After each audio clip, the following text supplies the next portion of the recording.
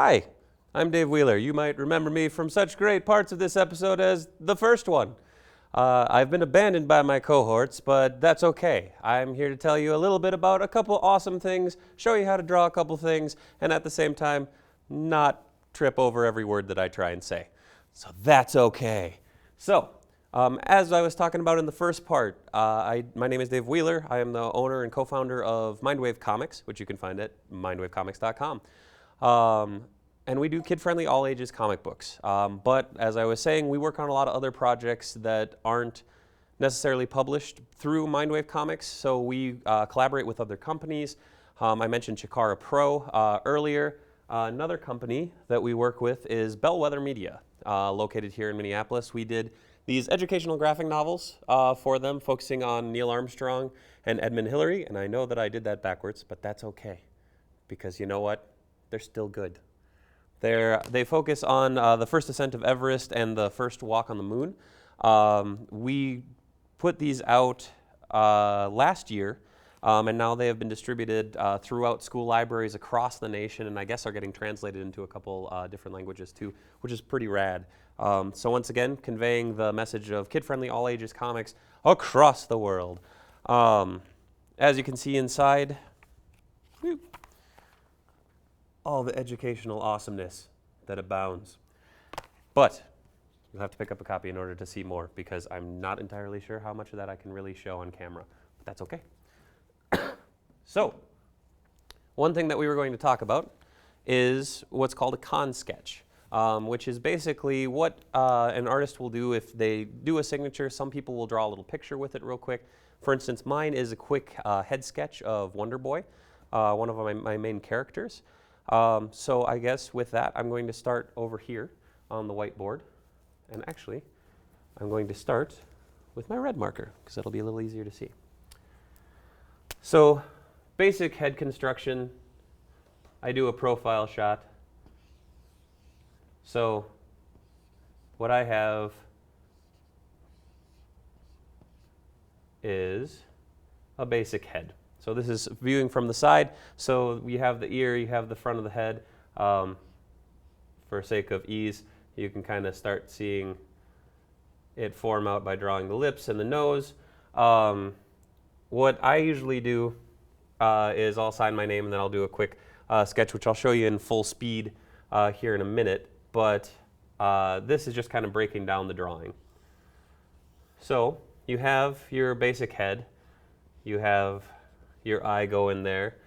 And then, through the magic of television and this black marker, you're going to be able to see it a lot easier.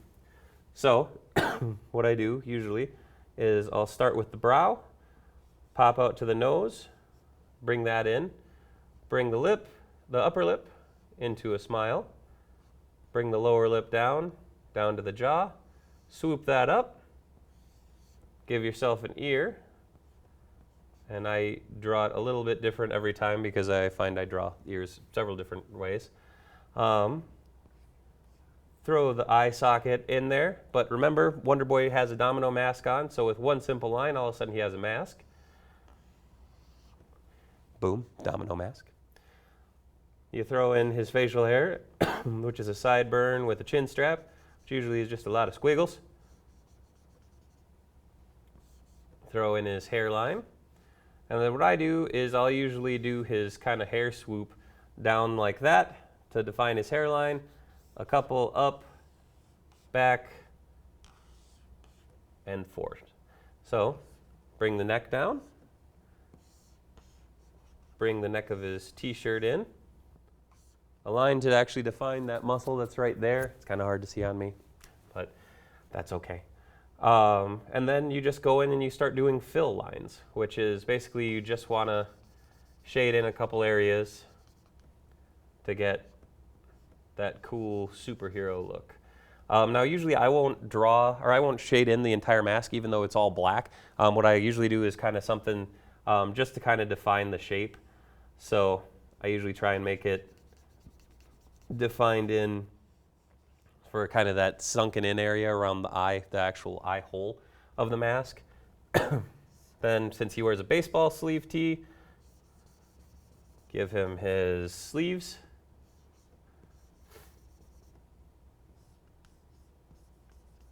And a W, finally. And there you have it. A really quick, really easy Wonder Boy sketch. I usually do that pretty much every single time that I sign my signature. And usually I have him saying something to the extent of, hey, this marker doesn't work. Hey, thanks.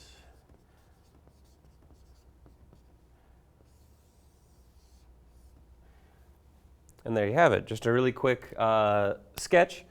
But I find doing stuff like that and doing something simple and fun can really add to the specialness of that actual signature. And that's always kind of been something that I focus on. I want to make sure that everybody that comes by the table at shows, like the shows here sponsored by the MCBA, MSP Comic Con, or Fall Con, or any of the comic card shows, I always try and make something a little bit more special if I can. Doing little head sketches, doing a signature, or doing a character that's more in the book. If it's a issue of the Bolt Strikes rather, I'll do a drawing of the Bolt. If it's Totem, I'll do Totem. Even when I'm not the artist on the book, if I'm just the writer even, I'll still provide one of those head sketches because that's the little stuff that I think makes a difference. As I mentioned on the first show, I had a very surreal experience with a couple kids telling me that Misadventures of Wonder Boy was their first book. And to see the happiness and passion on their faces for reading and following these stories of characters that I created, or co-created in some instances, was fantastic. And again, it's a very surreal thing for a small independent creator to have experiences like that. 3 years ago out in San Diego, I had people keep on coming up and saying, hey, can I get my picture taken with you? I said, sure. And I thought they just thought I was someone else. They thought that I was dressed up as someone. And lo and behold, it turns out I finally asked, hey, who am I dressed up like? Who do I look like? And they said, you do Wonder Boy. That's a really surreal experience for me because never in a million years did I think I would actually have that recognition. But that's pretty cool. I am desperately trying to figure out what else to fill this time with. But here, let's start another drawing. So let's get this taken off.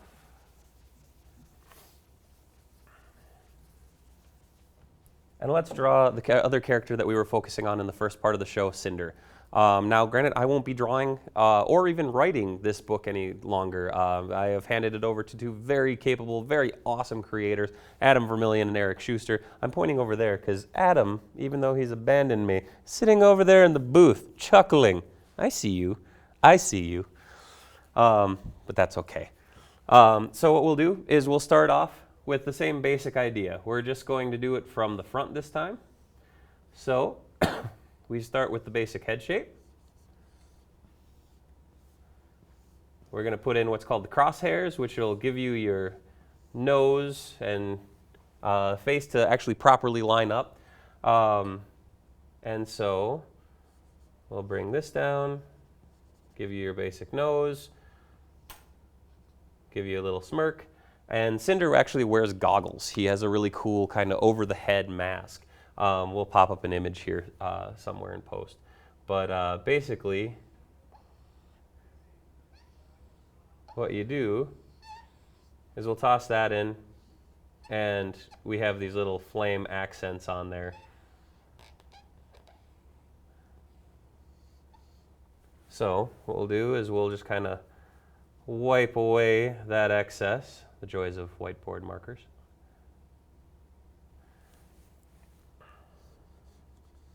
We'll draw on the rest, and then we'll just do a quick, what are called reflection lines to kind of fill in those lenses so that you kind of get the cool light refraction off of them. Again, this is a really quick, rough drawing. We're just trying to knock something out so that you can kind of get an idea on how to draw them. But, you have kind of a fun basic shape going on here. And basically, this is the basis for everything that, you really go forward with. I mean, utilizing basic shapes is one of those cool things that you slap them together and you end up with something really, really cool. But once again, we'll do a basic neck coming down, throwing his traps, bring that on. He has a cool Mandarin collar on his uniform. So I can erase out that. And there you have a really quick, really, really rough Cinder. But again, we're just kind of doing some fun drawings here so that you can get more ideas about some of these characters.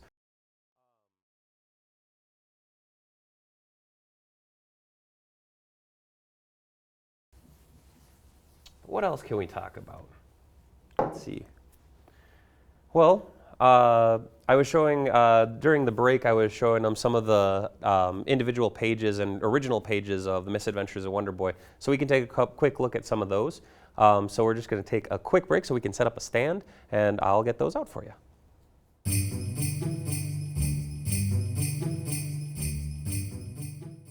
Hey guys, welcome back. As I said, we'll get these pages set up. These are 2 original pages from The Misadventures of Wonder Boy, issue number 2. What I wanted to do is just kind of show you a couple quick details on there, then actually show you the final pages that are actually right here within the book. So if you take a look over here, you can see these are the original inks for the pages. Samir sent me over the pencils in what is called Blue Line. So it's actually a blue tint that's actually, it's what's called non-photo blue. So when you scan it in, you can basically just take it off by turning off the cyan color, or the cyan channel in Photoshop.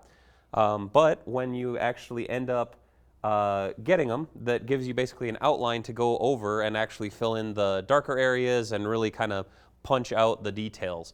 So if you can look at these real quick, the neat thing is you can actually see my ink strokes and whatnot on it. You can see where my brush was going crazy. Most of this was done with Winsor Newton brush by hand, not digitally, and a couple Micron Tech pens. The cool part is these are physical pieces of artwork. I know a lot of people have converted over to full digital. I still like doing a lot of the stuff analog. I like actually doing it by hand. Samir, for the most part now, actually does stuff digitally, which is cool. It turns out beautifully. When it gets over to me, usually I'll go through, I'll touch it up, I'll make sure that it looks just right before doing what's called lettering, which is actually adding in the word balloons and such. What I have here is The Misadventures of Wonder Boy, issue number 2. And I actually have these pages that you have the originals of right here in their final printed format. So the cool thing is, as you can see, the words have been added. The actual panel borders have been crisped up, as well as adding a few what are called gray tones. And basically what those do is add a third layer of depth, I guess. It actually helps add a little bit extra to it and kind of punches it up a little bit. But you'll see the actual word balloons right up here, so you can see the Hatosaurus Rex, the diabolical dictator dinosaur, giving his monologue to to Wonder Boy and his friend / girlfriend, Katie Preble. It's a process that every comic creator goes through, whether they're specializing in penciling, inking, coloring, or lettering, or even pre-press. The beautiful thing about comic books is it's a very collaborative project whenever it comes down to it. You're working with some amazing people, and you really have to trust that they're going to produce something that's just as awesome as you think it's going to be. So when I say that I work with my friends, I really do mean it. I've been very, very lucky to collaborate with so many amazing people to produce some really, really fun projects. Like I said earlier in the first part of the show, we have a huge variety of characters, ranging from Wonder Boy, who is just kind of your average teenager, to Marcus, who is the Bolt, who's powered by the Greek gods. You have Totem, who's based in Apache folklore, while still being a modern-day teen. You have Cinder, who is our homeless hero, which sounds a little goofy in hindsight, but he makes the best of his situation, and he shows that no matter what, you can still make a difference.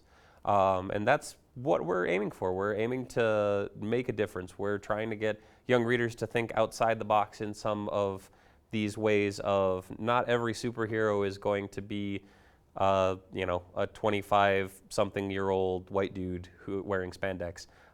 Everybody can be a hero. And that's the fun part about Mindwave Comics is everyone is a hero, except for the Hatosaurus Rex. He's a Nazi dinosaur, so not a hero. But yeah, in conclusion, I guess the cool thing about doing this stuff is actually being able to see it come to fruition. You know, it started all in 2009, and here we are 7, almost 8 years later. Is that right? I'm terrible at math. And we're still cranking away comics. We're still putting out books that we're proud of. We're still putting out books that are available for everyone to read.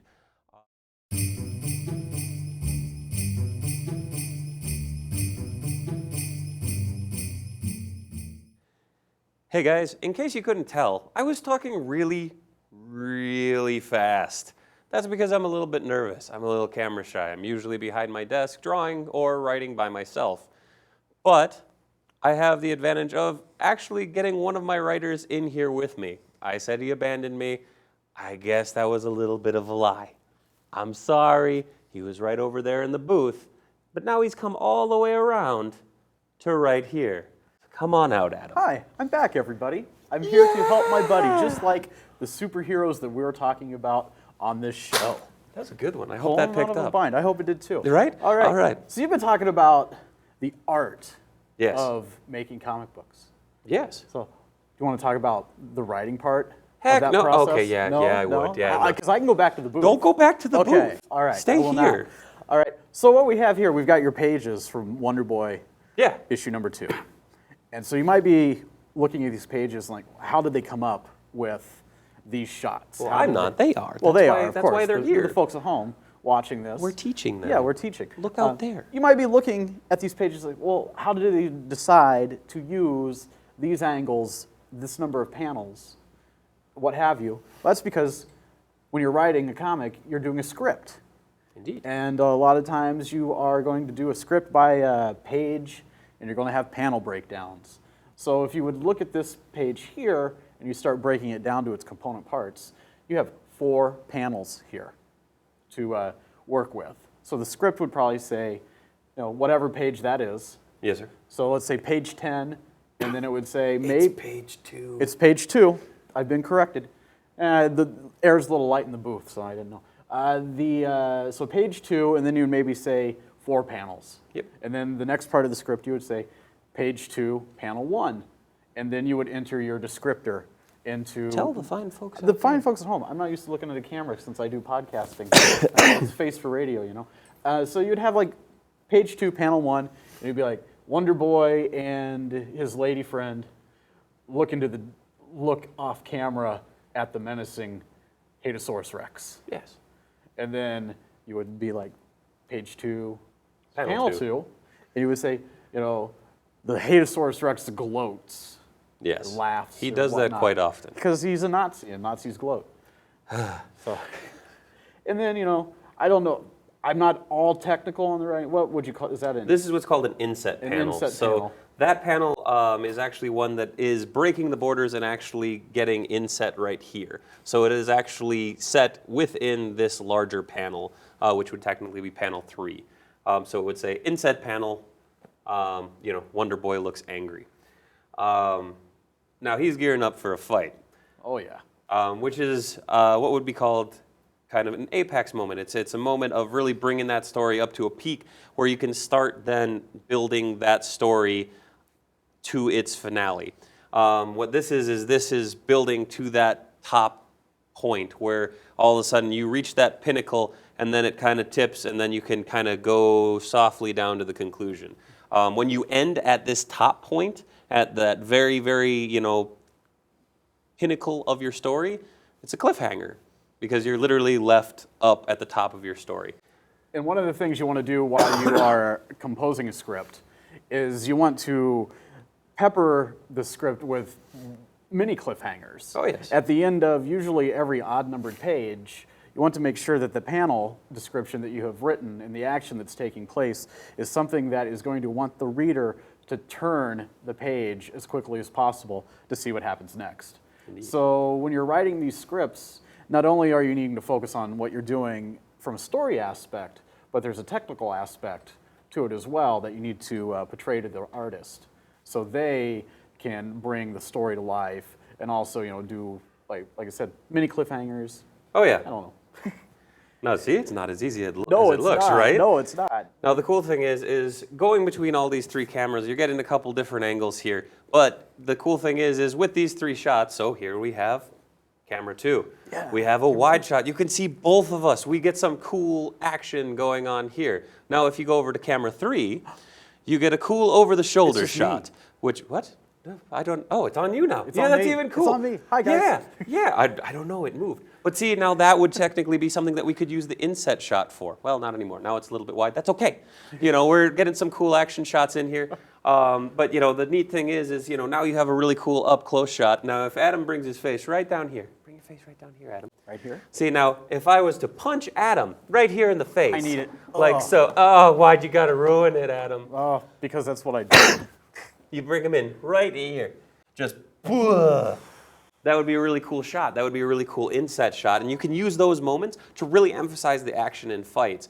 You can also use those same moments and panels to emphasize important moments. If you maybe have a handshake, or maybe you have a kiss, or maybe even just a cool high five. You can really drive that point home by putting emphasis on it, by really zooming in and making it emphasize the importance of that moment. Or perhaps even a magical ring that needs attention drawn to it. That's true. You'll learn more about that in Cinder #1, coming soon from Mindwave Comics. See he wrote it. I wrote it. That was good. Good showing. So if you have problems with it once it comes out, you know who to blame. It's not him. It's not me. It's him. But he took the chance on me, so that's appreciated. It's like that ABBA song, but we can't use that because of copyright. Probably not. No, anyways. Yeah. But, the cool thing is like I was talking about collaborating with different creators and whatnot. I had an idea. There was a character. There was an outline. I handed it over to this man. He ran with it full speed, and now he has created an awesome issue 1 that I cannot wait to see come to fruition. You will see original pages like this, maybe on a different episode. You'll maybe see them online at our website, mindwavecomics.com. When in doubt, you'll see them around at shows all over this great nation of ours. Or you can probably buy copies of them that me and Eric haven't pilfered to keep for ourselves. You won't pilfer. I'll give them copies. You can get them from the gentlemen themselves. They're fantastic people, and I'll always support them just because they always support me. I'll take Seriously, they're great people. But that's the thing is the book started from a small idea. Now is in the collaborative process. We'll create a product that will actually be available nationwide, be available at shows, be available at local comic shops, and it all started right here in the Twin Cities. Again, with this man's podcast, Panels and Pizza, a lot of people are getting the chance to know more intimately these creators that are producing these ideas that are getting out into the world that not a lot of people would know about otherwise. Like I said, a lot of people don't think of Minneapolis as an awesome comic mecca. When you say that, people think Portland, people think Austin, people think New York. They're great. They're amazing areas with fantastic people and a fantastic amount of creators. But I think it's about time that the Twin Cities gets put into that same sentence. Yeah, it's the Twin Cities comic scene is what we refer to it as. And it's a gigantic scene. You wouldn't know it, but if you get out to the conventions, especially the MCBA's MSP Comic Con on May 20th and 21st. Yes, and their Fall Con, which the date has not been, it's always in October. Date has not been announced yet, but they're putting on cool shows that benefit great causes. Lots of, they're run by a charity, they are a charity. Yes. It's all run by volunteers, and they have just a bevy of local talent. Indeed, and the cool thing is more and more we're seeing more artists come in, and artists, writers, just creators in general coming in from across the country to be a part of these shows. And that is a fantastic thing to see, because again, the Twin Cities comic scene, amazing as it is, there's always room for more. And each and every day we see it grow, which is fantastic. This has been a lot of crazy rambling in this episode. We've gotten a plethora of topics covered, but one of the fascinating things about comics is there's no definitive end. So the cool thing is we're just going to keep going. That's right. We don't have any idea where we're going, and that's half the fun. We have ideas for scripts that, while it may start out with a defined ending, we might just go for another 3 issues because we find a cool villain, we find a cool love interest, we find a cool fellow hero to carry on the story. And that's the beautiful thing. Yeah, something comes up while you're writing that wasn't there when you scribbled out that initial plot for the issue. As you're breaking the pages down, you're like, oh, I want this to happen on page 1, this to happen on page 2, and you start really getting into the bones of the script. Something might happen. Your character might do something unexpected. You might need to have a new character appear because you need a conversation to take place. And that new character might show up, and you never know what might come out of a new person being There. entered into the storyline. Yep. Never judge a book by its cover, because there's a lot of awesome stuff on the inside too. So we are about out of time, thankfully. So I just want to say thank you to Mary for getting us in here. Oh, thank you very much, yes. Thanks to Adam for coming on. Thanks to the whole production Dave. crew. And thank you for just having fun and putting up with our shenanigans. I'm Dave Wheeler. This is Adam Vermillion. Yeah, and so make sure you check out Mindwave Comics. At mindwavecomics.com. Yeah. And Panels and Pizza, which he'll put up the link later. Yeah, fancypantsgangsters.com is where you can find panels and pizza.